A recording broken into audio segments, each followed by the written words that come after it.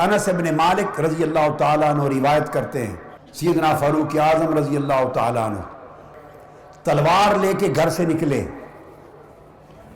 راستے میں کسی نے پوچھا کہاں جا رہے ہو عمر؟ وہ کہتے ہیں ارید ان اقتل محمدن، میرا ارادہ ہے کہ میں محمد صلی اللہ علیہ وسلم کو جا کے قتل کر دوں، چونکہ لوگ ہمارے آبائی دین کو چھوڑ کر اس کی ملت اور اس کے دین میں داخل ہو رہے ہیں، ہمارا دین مٹ رہا ہے۔ پوچھنے والے نے پوچھا کہ اپنے گھر کی بھی خبر لی ہے؟ تمہاری بہن اور بہنوئی بھی اس محمد کے دین میں داخل ہو چکے ہیں صلی اللہ علیہ وآلہ وسلم۔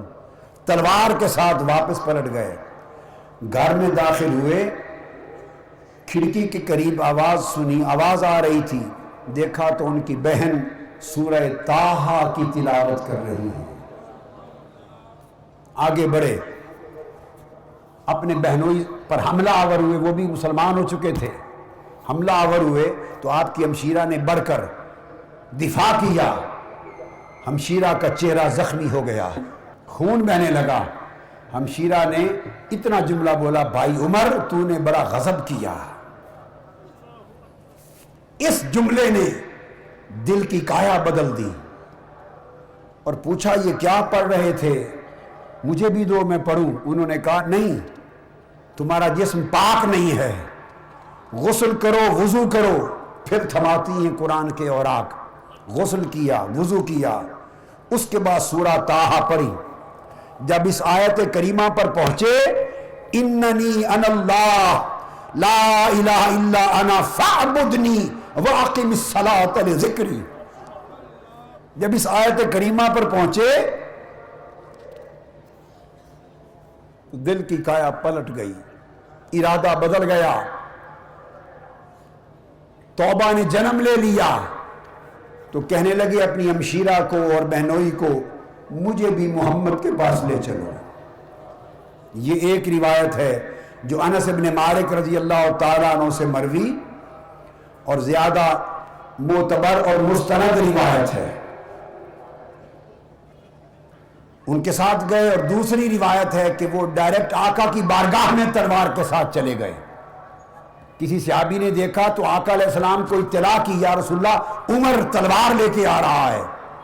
فرمایا دیکھتے ہیں ارادہ کیا ہے، چونکہ میں نے جو رب سے مانگا تھا کہ عمر ابن الخطاب یا عمر ابن شام، دو میں سے ایک عمر دے دے مولا۔ عمر داخل ہو گئے، تلوار ہاتھ میں ہے۔ آقا نے پوچھا عمر کس ارادے سے آئے ہو؟ بس نگاہ جو چہرے مصطفیٰ پہ پڑی، سوال کا جواب دینے کی سکت نہ رہی، تلوار ہاتھ سے گر گئی، تلوار ہاتھ سے گر گئی۔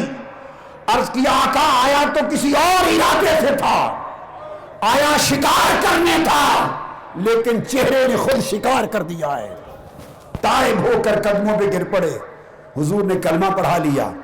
جب کلمہ پڑھا تو کہنے لگے کہ آقا اب کلمہ پڑھ لیا ہے میں نے، اب عبادت بیت ارکم میں نہیں ہوگی، اخرج یا رسول اللہ۔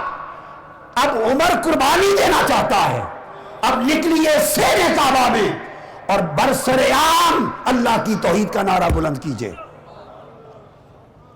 نتیجہ کیا ہوا؟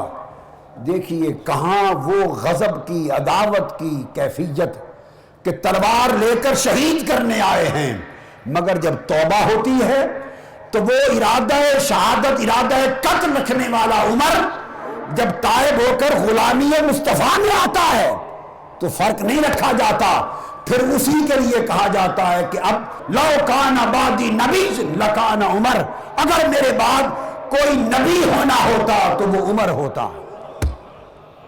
اور پھر فرمایا جاتا ہے الشیطان یفر من ظل عمر، شیطان عمر کے سائے سے بھاگتا ہے۔ پھر فرمایا جاتا ہے الحق ینطق علی لسان عمر، رب بھی عمر کی زبان پر بولتا ہے۔ کہاں وہ زندگی ہے، کہاں یہ مرتبہ ہے، اور درمیان میں پل کیا ہے؟ وہ توبہ کی پل عبور کی ہے۔